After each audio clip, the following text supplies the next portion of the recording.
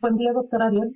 Continuando con la evidencia de aprendizaje, presento el momento 2, que trata sobre sepsis y nutrición.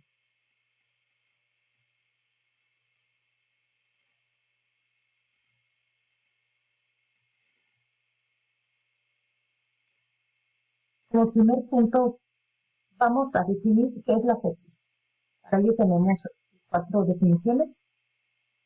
La primera dice, síndrome integrado por numerosas anormalidades fisiológicas, patológicas y bioquímicas inducidas por la infección. Concurrencia en un paciente infectado de 2 o más criterios de entre aquellos englobados dentro del acrónimo SIRS, que es Síndrome de Respuesta Inflamatoria Sistémica. Según Salgado López y Rodríguez Pascual, la sepsis se define como una infección sospechada o documentada clínica y o microbiológicamente con uno o más de los criterios de síndrome de respuesta inflamatoria sistémica. Y por último, situación de disfunción de órganos que compromete seriamente la supervivencia del enfermo y que es causada por una respuesta desregulada del huésped a la infección. Y hablando sobre SIRS, ¿qué es el síndrome de respuesta inflamatoria sistémica? Este síndrome es una reacción proinflamatoria anormal y generalizada que se presenta en órganos a distancia de la agresión inicial.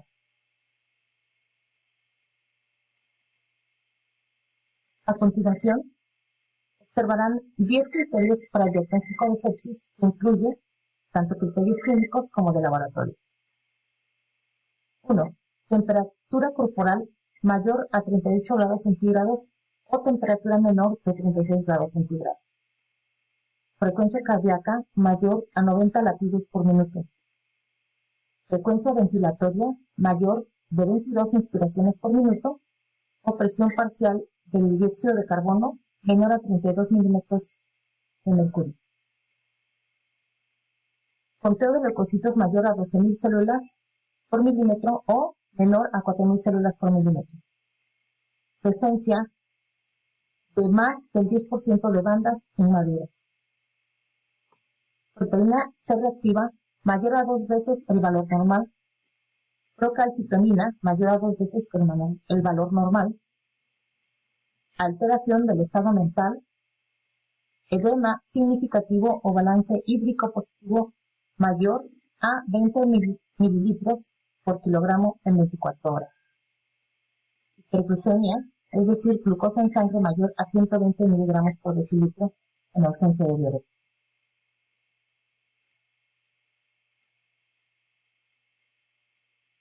Hay 2 fases de estrés metabólico en la sepsis. La primera de ellas, que es la fase EBB o fase de hipometabolismo o choque, esta se caracteriza por presentar hipovolemia, hipotensión, hipoxia tisular e hipometabolismo. En esta fase, los cambios observados se deben a la intensa actividad simpática que ocasiona caída del gasto cardíaco y con ello disminución del transporte y consumo de oxígeno. El gasto energético y la temperatura corporal, todo ello asociado a un aumento de las concentraciones sanguíneas de la glucosa, lactato y ácidos grasos libres. La otra fase, la fase flow o fase de hipermetabolismo, se desarrolla en el periodo post-reanimación, luego de alcanzar la estabilidad hemodinámica y la correcta saturación tisular de oxígeno. Se caracteriza por hipermetabolismo, el cual se da por el aumento del gasto energético y con ello del consumo de oxígeno y la producción de dióxido de carbono, aumento del gasto cardíaco, la frecuencia cardíaca y respiratoria, del transporte y consumo de oxígeno y de la temperatura corporal.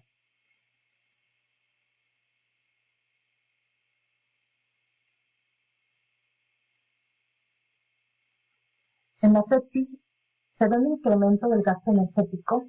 Este suele incrementarse entre 1.5 a 2 veces sobre los propios del estado basal del individuo, pero suelen observarse aumentos mayores en dependencia del tipo y la gravedad del estrés. En la sepsis se da la falla orgánica múltiple, y esta falla en la función de los órganos del paciente, que puede ser causada por la perpetuación del SRIS, por complicaciones aparecidas durante la evolución del paciente crítico o el tratamiento inadecuado de los factores causales.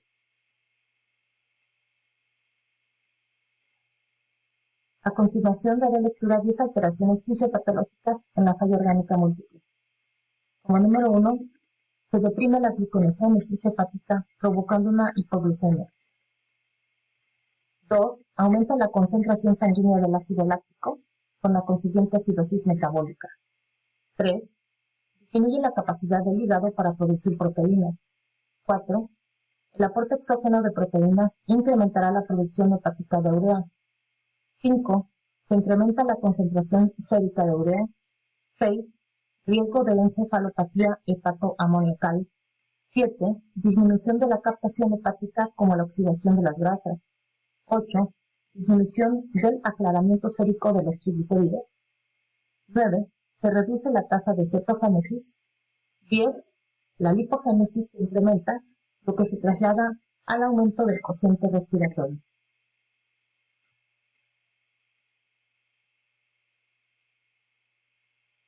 ¿Cuál es la función del soporte nutricional en la sepsis? Bueno, la principal función es la de evitar la desnutrición. Con ello, se satisfacen las demandas incrementadas de energía que el paciente necesita, así como proveer cantidades adecuadas de nutrientes. Se modifica de forma proactiva el sistema inmune que dará una respuesta más efectiva a la infección, la sepsis y la agresión metabólica.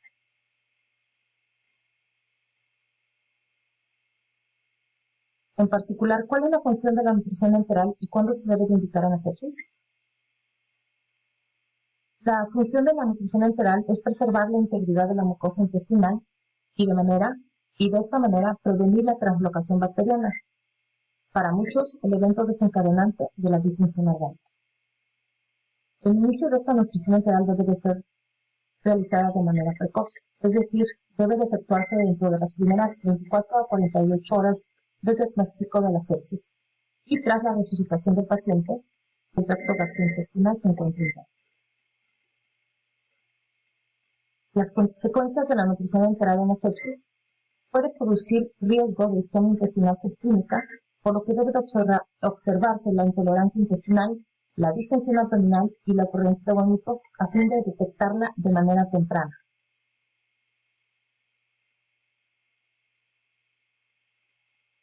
Nutrición completa o trófica. Considero que la trófica, ya que las necesidades energéticas menores pueden tal vez generar menos complicaciones que las de la nutrición completa. Y considerando que de inicio puede utilizarse al menos en la primera semana, de esa manera y observando la tolerancia y las necesidades del paciente, tal vez sea la mejor opción y probablemente después pueda ser necesario cambiar a la nutrición completa.